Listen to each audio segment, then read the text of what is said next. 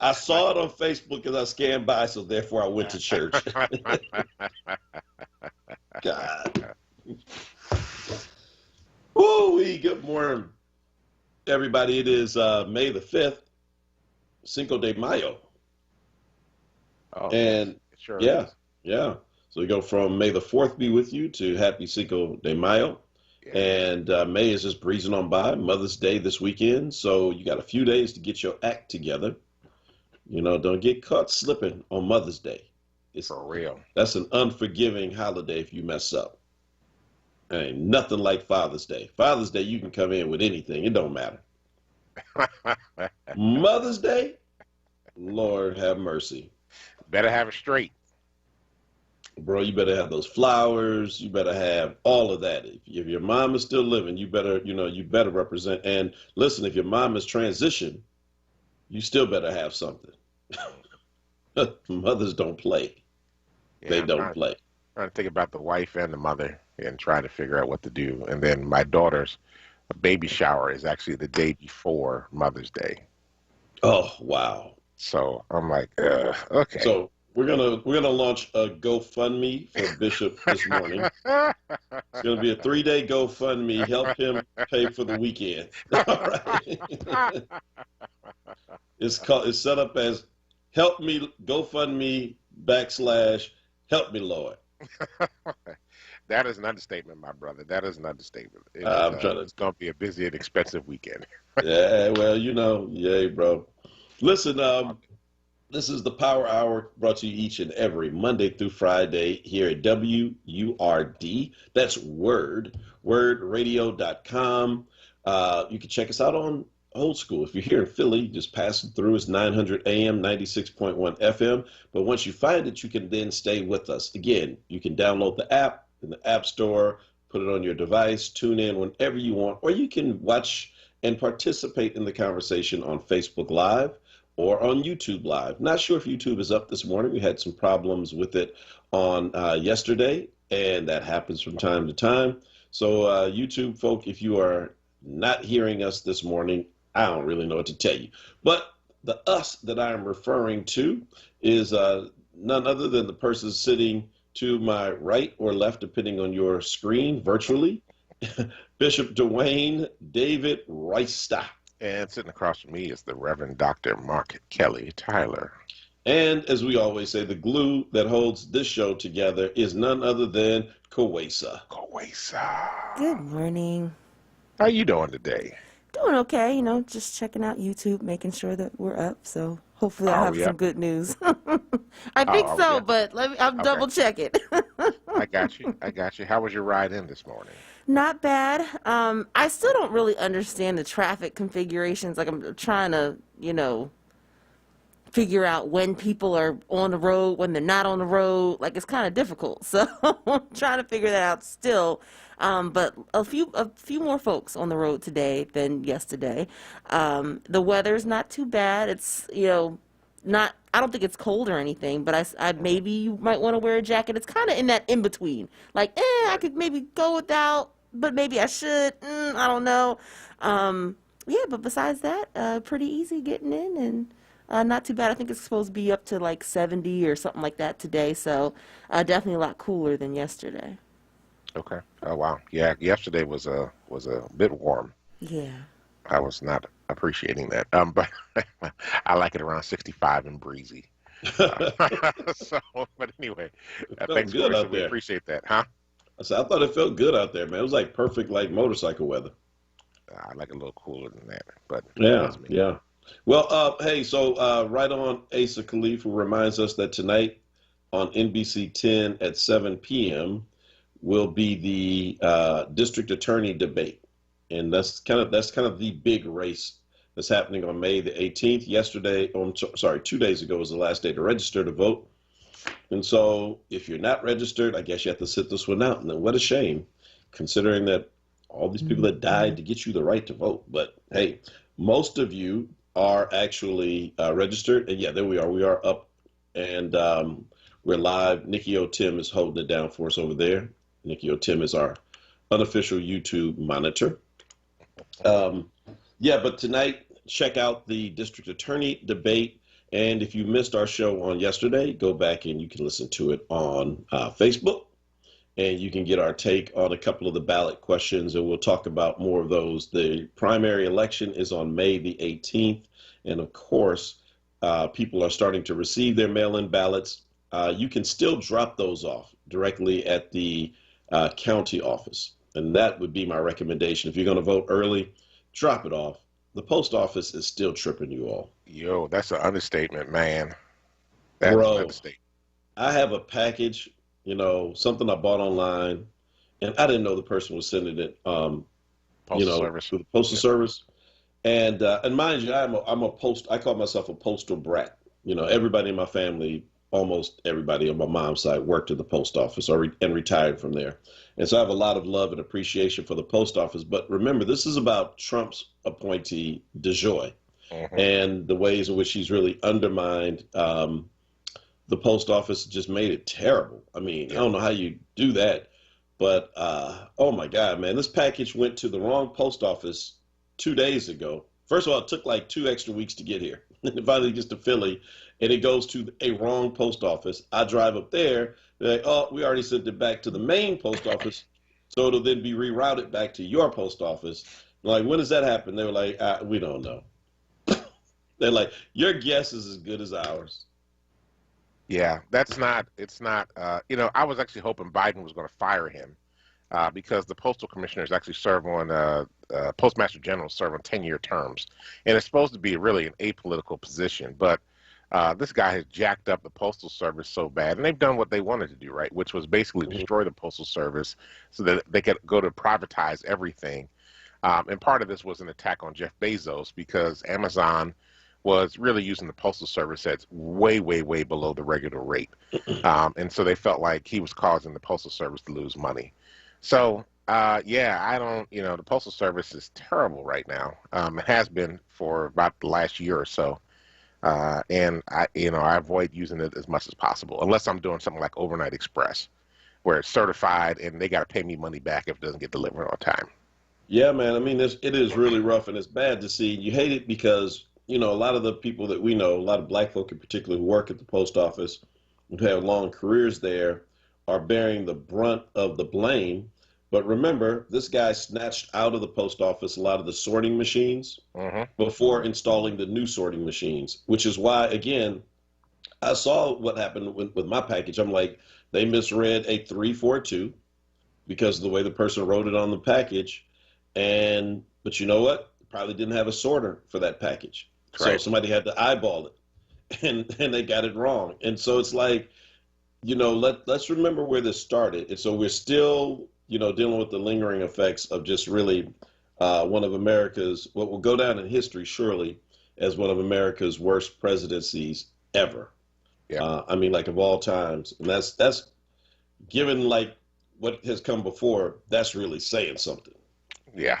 When you got Richard Nixon looking at you with the side eye, like, whew, that was bad. I'm telling you, well, I keep telling people all the time, when George W. Bush starts to look really reasonable, it's sort of like, that's bad, But all of a sudden, you look at George W. Bush, you're like, he wasn't really that bad a president, in the grand scheme of things. Speak on it, man. Speak on it. No, I'm serious, because, you sit there right. like, yeah, like George. Yeah, actually, I might vote for him now if he ran again. Like it's that bad. It's that bad. Yeah. I mean, really, yeah. So here we are. Again, we're into the month of May and got a lot going on. And I'm so happy to report that things are getting back to normal, you all. Things are getting back to normal, and we know they're getting back to normal because we're starting to hear normal kind of crazy stories again. So we know that the mask mandates in a lot of places are coming down, right? And as COVID restrictions begin to ease, there's a lot of talk about that by Memorial Day. Actually, New Jersey is supposed to be almost like back to normal, so except with the exception of wearing masks indoors.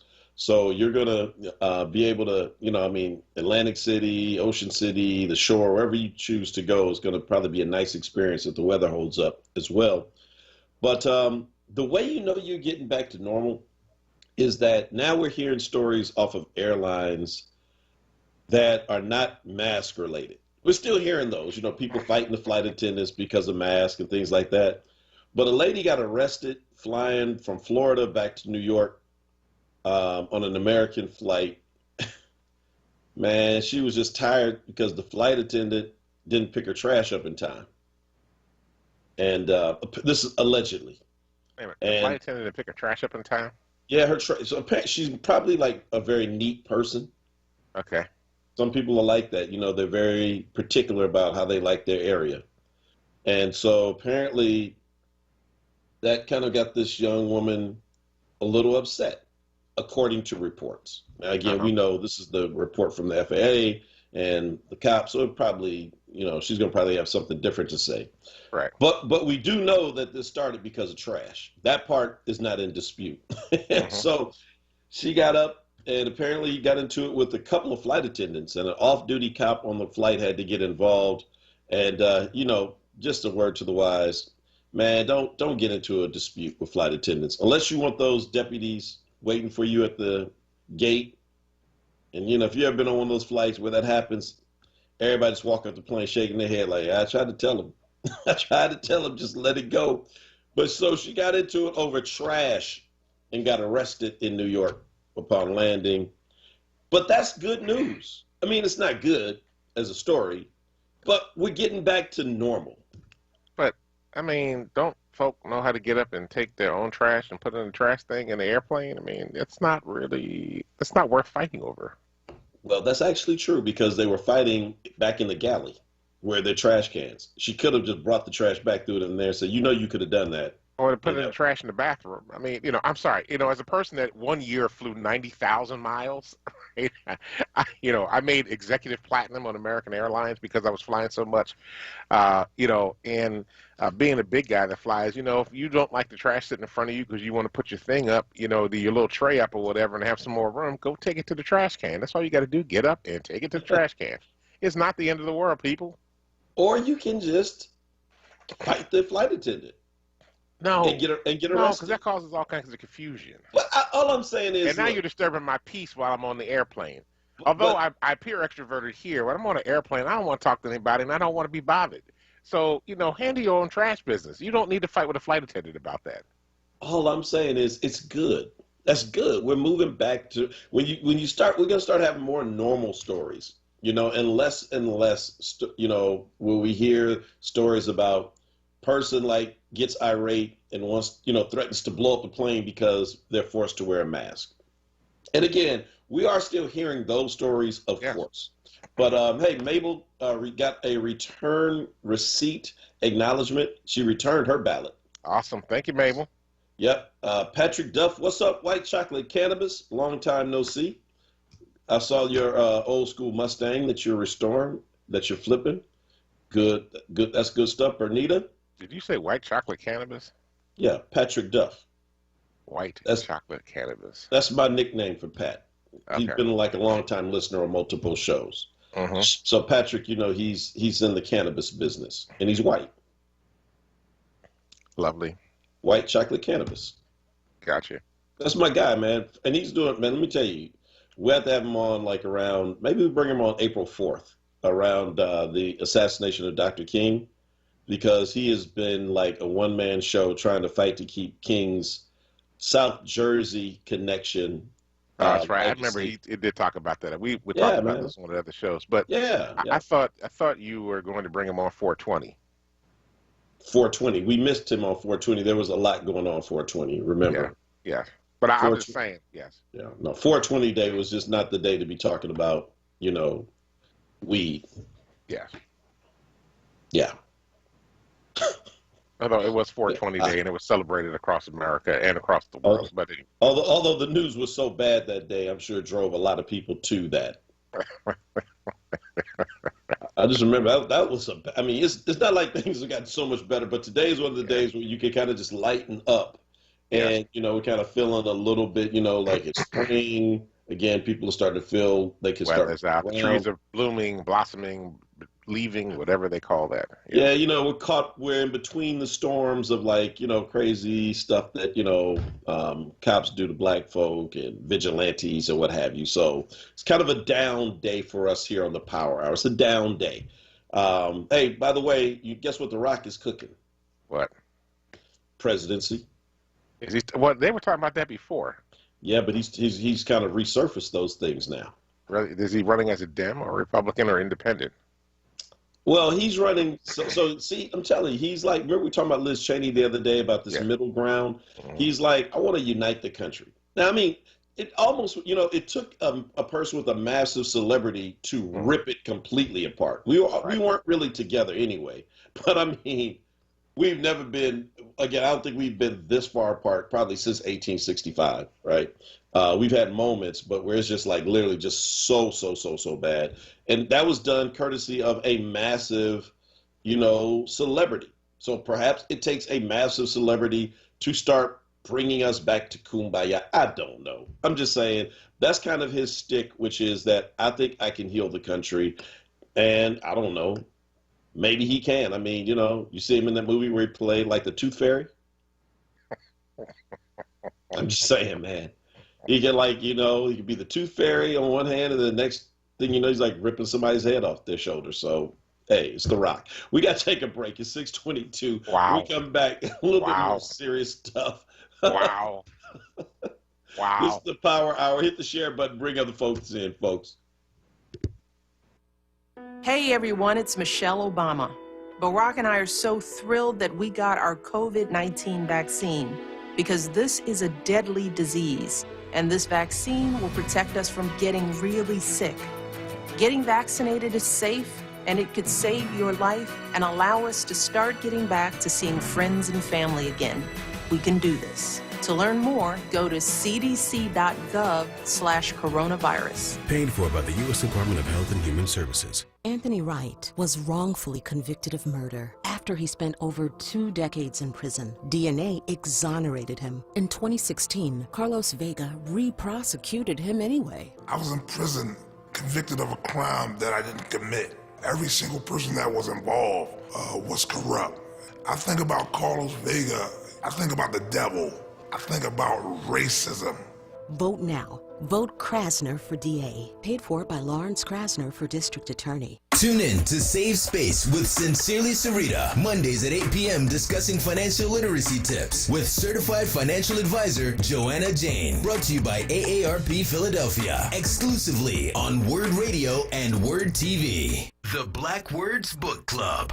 WURD Radio's monthly conversation on books that explore the African American experience through social, economic, and environmental justice issues. Tune in the second Tuesday of every month on Evening Words with Nick Taliaferro, 4 p.m. till 7 p.m. The next book for May is Living in Color by Tommy Davidson. Be sure to listen live, as Nick Taliaferro will hold a contest for a giveaway book bundle that consists of 4 titles from Kensington's Defina's Authors of Color's newest release. Don't miss it. Tuesday, May 11th on Evening Words with Nick Taliaferro. Attention FORWURD members. Get your copy and receive a 20% discount when you purchase at Harriet's Bookstore or Hakeem's Bookstore. For more information on the Black Words Book Club, visit wordradio.com. The Black Words Book Club is sponsored by Defina. Defina is an imprint of Kensington Publishing Corporation, America's independent publisher, concentrating on authors of color.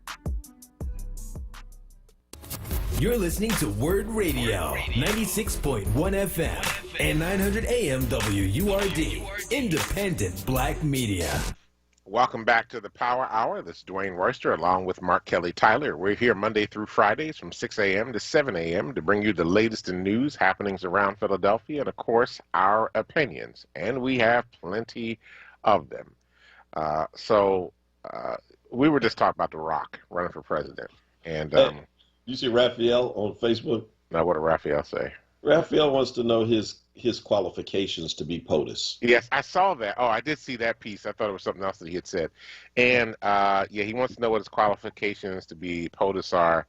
And, I mean, we could ask the same question about Ronald Reagan and Donald Trump and, so many others that have wanted to be president throughout the years. And the Rock is a major media star. He runs he runs multi-million-dollar corporations right now. He's producing his own films. He's actually creating space in the industry for folk of color. And and he's half Samoan and half African American. So we could we could work. And he would actually be an ADOS descendant. So he could be an African descendant of slaves because his father was African American. So his mom's Samoan. So it could be he could work it out. I mean, listen, at this White point, America likes The Rock. They love The Rock. All he's got to do is just hit him with the eyebrow, and it's over. They're like, oh, we don't agree with that. We don't agree. Hit him with the eyebrow. They're like, okay, give him the $5 trillion infrastructure. He would just look at him like, you're a jabroni. It's The Rock. What are you gonna do? Can you smell what the president is cooking? Right. And so Sheila says she is tired of celebrity presidencies. Please, God, no more. Up through the God party, but she just says, no more, please. Yeah. I mean, listen, we're in an unprecedented time, and anything is possible these days. And I mean, at this point, you can no longer laugh off anyone. Heck, you can't even laugh off Kanye at this point. He's getting divorced from Kim, so there's the little bit of restraint that was around him is now gone. I mean, we're kind of in that. Yeah, it is. Well, I mean, that's where we are right now because, apparently people don't care about questions like Raphael's, which is what are their qualifications? Mm-hmm.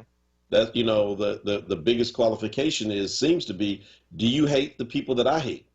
Mm-hmm. If you hate the same people that I hate and you're going to punish them when you're in office, then I'll vote for you, qualified or not. And so, yeah, I mean, that's just kind of where we are. Speaking of hatred, there was a surprising story out, and I do want to talk a little bit about CPOC today, if we can, about the Police Oversight Commission, kind of start setting the stage. Those hearings are going to start soon.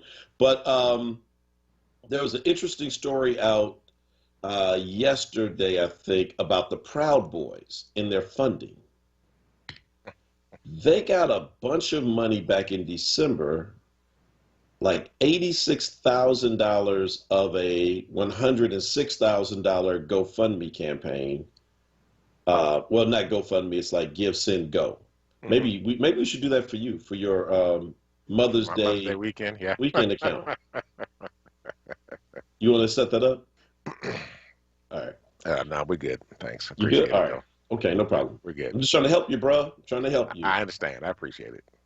So, apparently, a lot of folk from China and people who had Chinese surnames gave $86,000 toward the $106,000 that the Proud Boys raised back in December. Wow. Back when they were loking up. And so people started wondering, like, well, why are so many Chinese people putting money into the Proud Boys account? And so startling kind of answer, which I think, and I bring this up because this is important, especially for people who are like really on the progressive left and who throw terms out like socialist and communist and, just not understanding sometimes, I think, fully the experience that people in real communist countries have had. Right. And so, because we throw it out like it's a great idea, people are like, are you crazy? I swear I'm here from like wherever, trying to get away from that. And so apparently these are folk who are so, against communism that they have believed that Antifa and Black Lives Matter in particular are really fronts to overthrow the government and to install a communist regime in America. And so if the Proud Boys are against that, they will fund it. Wow. But this is not the first time I've heard that, but it's the first time I heard it in connection with, with folk who are like, Chinese communist dissenters. Right. Wow. That would, that is actually really frightening. That, you Hmm. know, I mean, they didn't read the subtext because a lot of those folks sound like they're either probably second generation or first generation immigrants Hmm. to this country, and the Proud Boys don't want them here. Well, there's that too, right? I mean, yeah. But apparently their fear of communism is greater than their fear of like white supremacy. Wow, that's really problematic. So, yeah, Hmm. wow. I mean, read the subtext, Peter. Read the subtext. Just don't listen to Fox News and think, oh, this is who we're supposed to be supporting. You better read it because you might be funding your own oppression. Right. And so, I mean, all right, so now Patrick says that's not true. What they really want to do is destabilize America and collapse our economy. It could be that too. But I Who don't. wants to stabilize America and collapse the economy? He's saying the Chinese, Oh, okay. the Chinese government to be specific. So please, people who are out there, like, because some people don't know the difference between that statement, right? And we'll take that as, like that is not permission and license for you to go hate, people of Anybody? Yeah. Asian descent. No, so, but yeah, so he's saying the Chinese government. Now, I mean, I've heard that too, right? But I do think that there is certainly something, within this country, again, so we have a lot of ideals, but we have been under democracy, under a democratic form of government for the last 200 plus years, and I say we in air quotes. Yeah, Hello, absolutely. Yeah, yeah, right? So, yeah. so some of we just got here 50 years ago, right? Hmm. And even that, some people would have some questions about, right? But again, but the idea of something different sometimes, it sounds great and it's wonderful to talk about these things, and to kind of float things and throw things out. But then you run, smack into the face of someone from Eastern Europe who lived Yeah. under the strong hand of the Soviet Union in one of those Eastern Bloc nations. And they tell you about their experience with communism. And if you talk about anything that is quote unquote socialist, man, they will lose their stuff on you. Yeah. And it's like, why are you getting so no? The government should take care of our health care, which I think you and I would agree, the Right. government should take care of health care. But that's not what they're hearing. What they're hearing is a government that tells you at birth where you're going to be assigned to work, Hmm. what your wages are going to be, and kind of puts a ceiling on your life and everybody around in the name of the brotherhood. Right. And then the Politburo goes and does whatever they want to do and gets all kinds of benefits. Yeah. I mean, I think that this is the challenge, right? Because we do use terms like communism and socialism. You know, we refer to Bernie Sanders as democratic socialist, or people just call him straight out socialist, and understand that in America, we will never have pure socialism, even to the extent, I mean, I think many of us would like to see us get rid of unfettered capitalism. And what I Hmm. mean by unfettered capitalism is that a capitalism that's completely out of control, which in many ways is what's happened in America, which has produced this deep wealth inequality. You have unfettered capitalism, and then you have race-based policy making, Sure. that's really designed to oppress certain people, particularly people of color, communities of color, African American, Indigenous, Asian Pacific Islander, biracial folk. And the reason I include biracial folk is because most of them identify as somebody with melanin in their skin, Latinx folk. So you have unfettered capitalism and then oppressive policies, racist policies, and that, produces deep wealth inequality. And part of the reason that it happens is because unfettered capitalism allows those that have been advantaged in life to continue, creating what we would refer to as an oligarchy on top of our democracy, where you Hmm. have business leaders that are actually controlling Hmm. what's happening. For example, I'll give you an example. Just this past weekend, Ted Cruz writes this big op-ed. It was in the New York Times that basically goes out and throws at business leaders the Republican playbook. That basically says, we're not going to take your PAC money anymore. He says this explicitly, and do favors for you if you decide you're going to get real woke on us. So he goes through this whole thing about business leaders don't get woke, because what happened in Georgia, what's happening in Texas, because Dell and Texas Instruments, other companies in Texas are fighting against the voting rights legislation that they're trying to pass in Texas, Hmm. about what Coca-Cola and other companies have done in Georgia, and the companies in Florida that are fighting against the voting restrictions they've done there. So he writes this whole op-ed about and lays out the playbook. We're not going to take your PAC money. We're not going to do you any more favors. We're not going to do legislation into your in your favor. And the former ethics officer for the U.S. government just has said Ted Cruz needs to be investigated for ethics violations, because he basically just said, you're selling your Senate seat and the Republicans are selling their seats for the purpose of getting businesses to give them money, and they do favors for them to be able to stay in. I mean, they were like, he's a lawyer. Why would he write this? Because they're losing their minds, right? I mean, dude, that is like so deep. I saw that. I'm glad you brought that story up. Yeah, I mean, the idea that he would even be so transparent about it, right? That, you know, I mean, look, this is, man, I mean, look, it's America, right? And so we have businesses have a right to weigh in. I mean, they have in the past, and it's one of the more effective ways that people who don't have a lot of money can force business to then force elected officials to make the right decisions. I mean, what was one of the first things I cut my teeth on organizing and doing work as an activist? It was to end apartheid in South Africa. Now, how did I do that? I didn't fly to South Africa, but we stopped drinking Coca-Cola. Yep. And it's Clark Atlanta University, whose board chairman was the highest ranking black man in Coca-Cola, Carl Ware. Imagine, you know, the kind of place that, you know, in fact, you remember the opening scene of School Days where they got Dap in there and they're on him about, like, you know, you don't know where our money comes from and the lights are on because of the snide grasses or whatever. That's where the president at Clark was during the 1980s. Because your board chair and all your money is coming from Coca-Cola, and your students are saying, we don't want Coca-Cola money.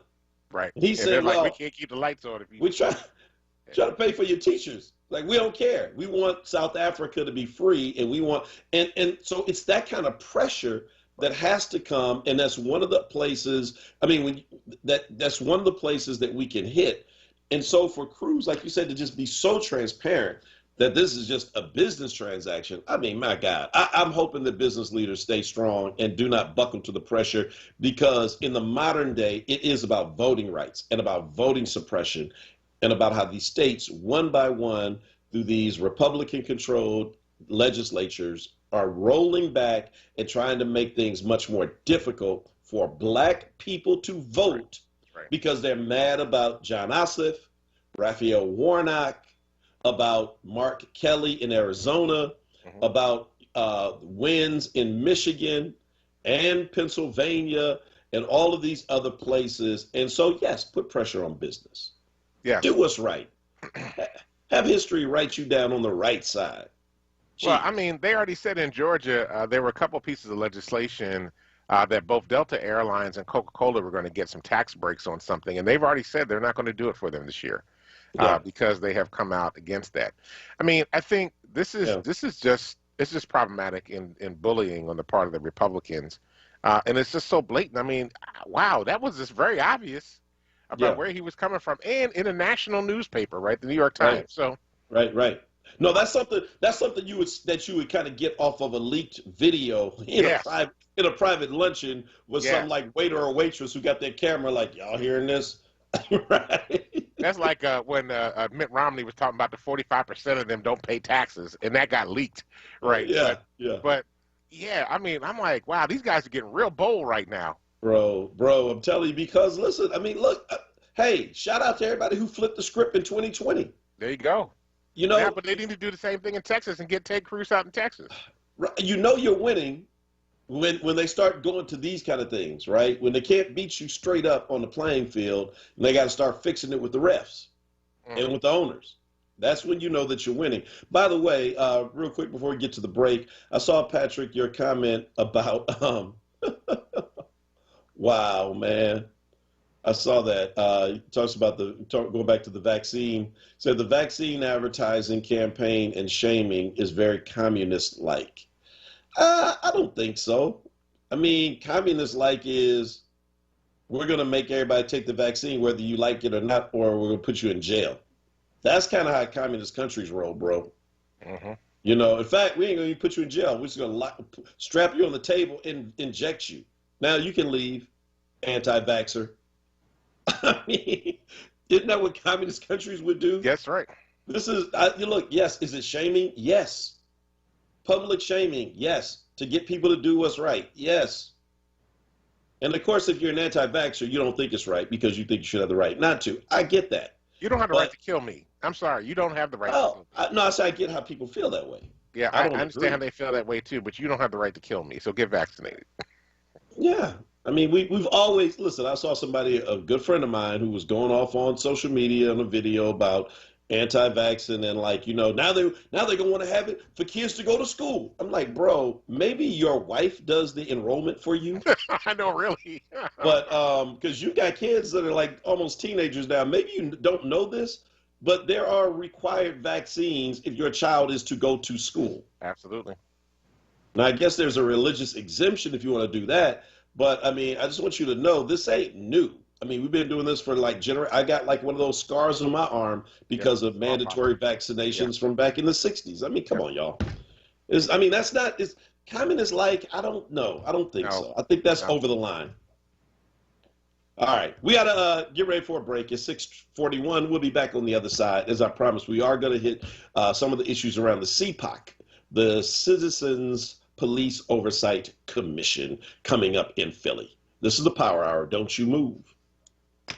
We do all we can to ensure our kids are happy, healthy, safe, and strong. Having high-quality, low-cost health insurance helps make that possible. With CHIP, your child can have medical, dental, eye care, and more for free or low cost. Whether you're self-employed, unemployed, or your employee benefits are just too expensive, CHIP is there for you to help your child be strong. CHIP Strong.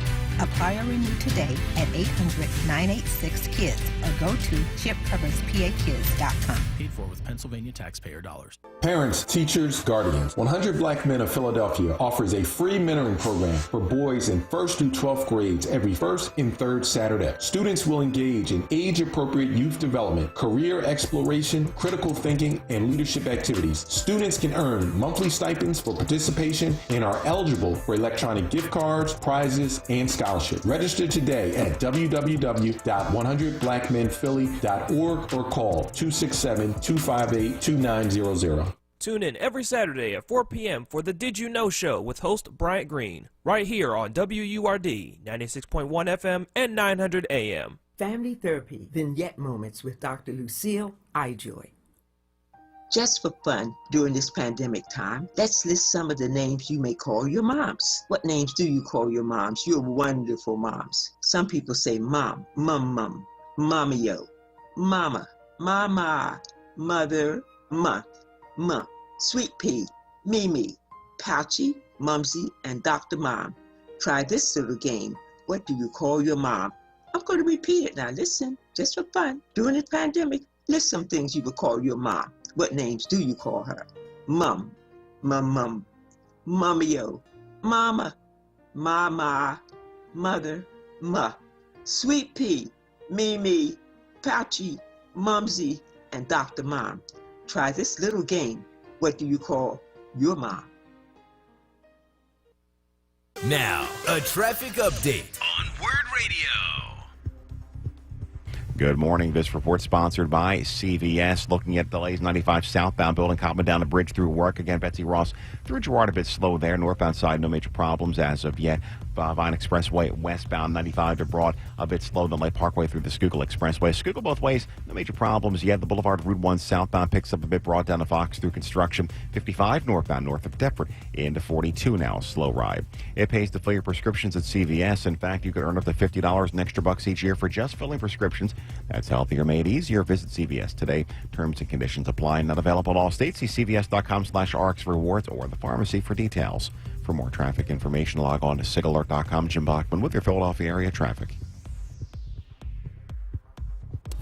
You're listening to WURD Radio, 96.1 FM and 900 AM WURD, independent black media.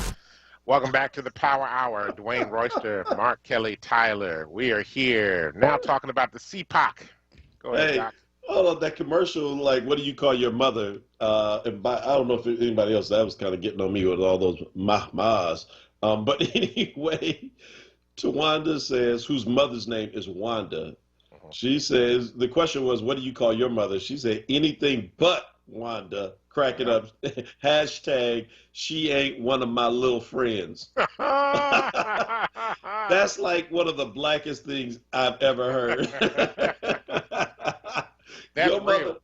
your mother Wanda and my mother must have the same book. Oh, for real.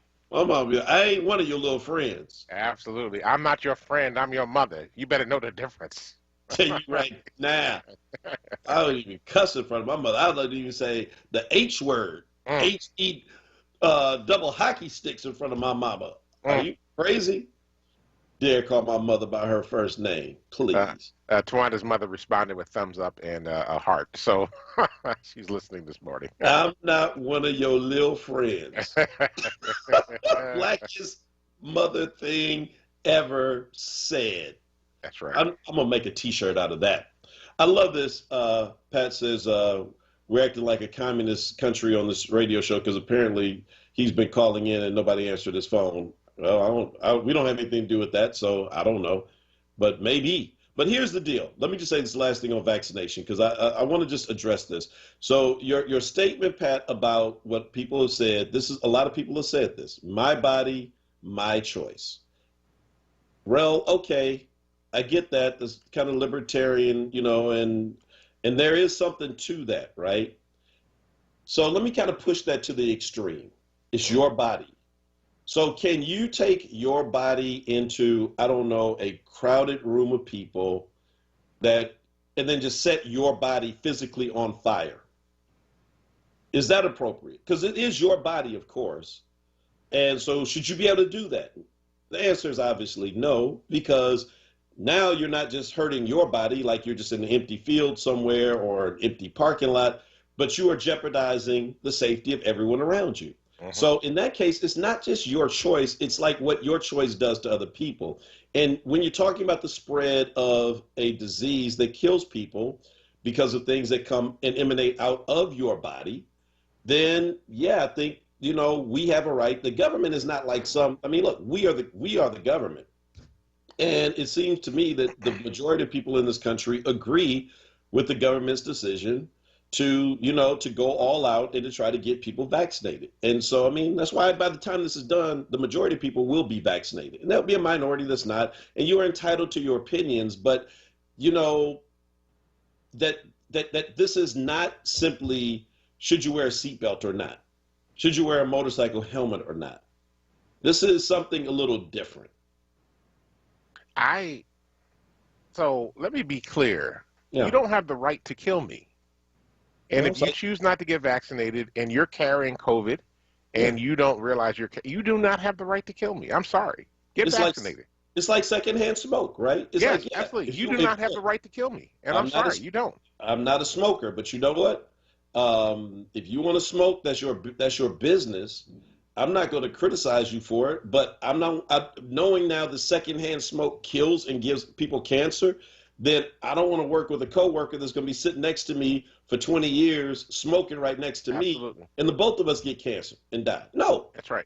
It's not it's your body, but this is also my body. And so what you do with yours, in some cases, has an effect on me. If you want to drink, and that's fine. That's your body. It's going to stay contained in you. But other things that come back out have a direct impact on people. And I don't know why that's like really hard to, to accept from folk. If you don't, listen, nobody is making anybody take the vaccine. Nobody. Not at this point. But they will tell you that there's certain things you might not be able to do without it. Like nobody's telling you got to get a driver's license. But if you want to drive a car, you got to get one. Absolutely. So you got to drive a car. You can ride a bicycle. You can take public transportation. You can walk. You can just stay home. You don't have to drive a car. There's nothing in the Constitution that says you must drive a car. But if you want to drive one, there's something you got to do. It's America. It's America. So. Anyway. CPAC. Not Tupac. CPAC. So CPAC is coming up now. We don't want this to get lost in the election and everything else. The hearings will begin, I believe, on May 17th. where we will begin to hear from City Council what's going to happen with this great legislation that Curtis Jones has put forward. I just want to thank him, first of all, for hearing. We weren't the only one to demand this, but we did have this in writing. We had a number of organizations sign on to Power Live Free's demand to have independent police oversight back in December of 2019, before all this other stuff happened. And at that point, we were thinking this is like 10 years out. It's going to be a long slog of a campaign. But lo and behold, unfortunately, George Floyd, Breonna Taylor, Ahmaud Arbery, the pandemic, the uprisings, and as a result, Walter Wallace. Walter Wallace, right? But this was already in the works before Walter Wallace, but that added intensity to it.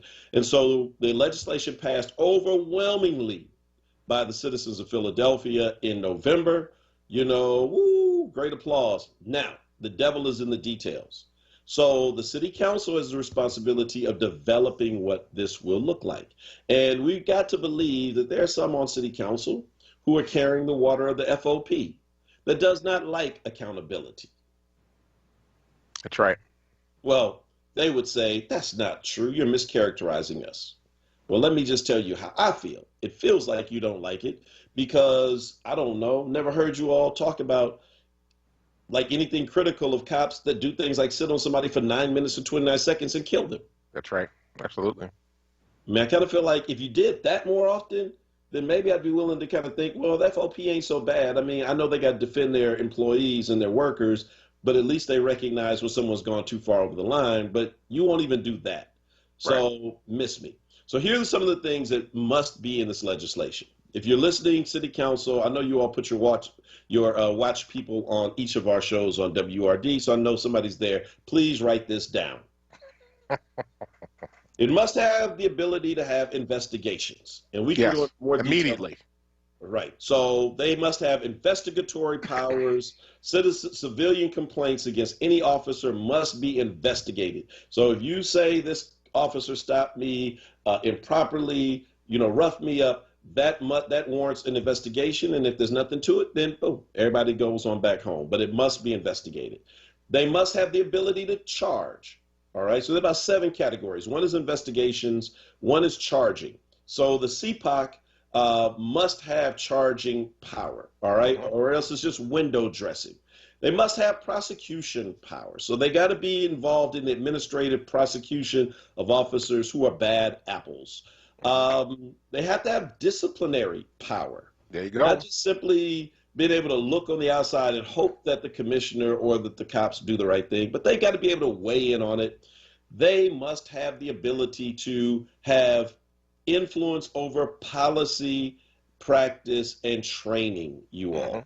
I never forget a high-ranking officer told me the civilians should be able to have some say, but they ain't going to make policy. Well, I'm like, who gives you bullets? Civilians. Who gives you the power to police? Us. Who gives you your budget? Us. But we can't tell you about the policy? No, we must have that. Here's the last 2. They have to have access to information. Unfettered access to information. They should have, like in Chicago, they should be able to go right into the police records and pull whatever they want. They should be able to pull body cam footage whenever they want. In Chicago, by the way, their version of CPOC sees body cam footage before the police department sees it. Wow. In Philadelphia, guess what you get to do? At the end of the shift, before you write your report, you can go back and look at your body cam footage. It's like, ooh, I didn't know I hit him that hard. Let me rewrite my report. Suspect fell upwards into what looks like my fist as I was trying to help him up.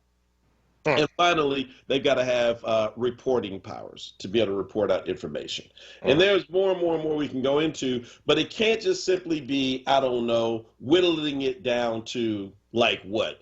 Only investigating complaints of force by police. No, that's way too narrow. It has to be broad, and this is a first step, Bishop, to what we think ultimately would replace the mayor and council that would just take over the police department as an independent body some years down the road. The police can't police themselves, and elected officials have a very hard time doing it themselves, given the political pressures that come with being perceived as soft on crime. Well, I don't know how they can perceive it being soft on crime when they actually manage one of the biggest criminal elements in the city. I mean, you can do pretty much what you want to do as a cop in Philadelphia and get away with it. So, what's that mean? When you can just beat up black folk, you can stop and frisk people. I can't just stop somebody on the street and frisk them and not have any repercussions for it whatsoever. Yeah. I can't just pull people over just because I want to and get away with it and harass people and just flex my badge and scare people and intimidate them one way or the other.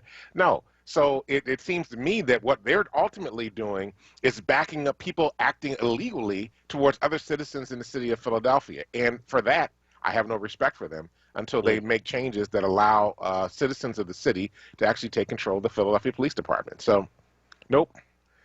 They don't get that. We need a CPOC strong. Yeah. We need a CPOC that's making decisions. We need a CPOC that is actually investigating with the same authority that a prosecutor would to be able to determine what happened and to be able to determine whether somebody needs to be prosecuted in a court of law for what they did. We have to hold police accountable. Free CPOC. There you go. All right, everybody. Thank you, everybody, for joining us today here on the Power Hour. We greatly appreciate you. Whatever means you're listening to us right now, thank you, everybody, checked in on Facebook, YouTube, on the air, through the app, whatever means. Hey, we appreciate you. Thank you, Kwesa, holding down the boards. Thank you, Dr. Tyler, for everything that you do. Stay tuned for Wake Up with Word with Solomon Jones. And family, do us a favor. Go out, change the damn world, because if you don't, nobody else will. Peace. With my face turned to the sun.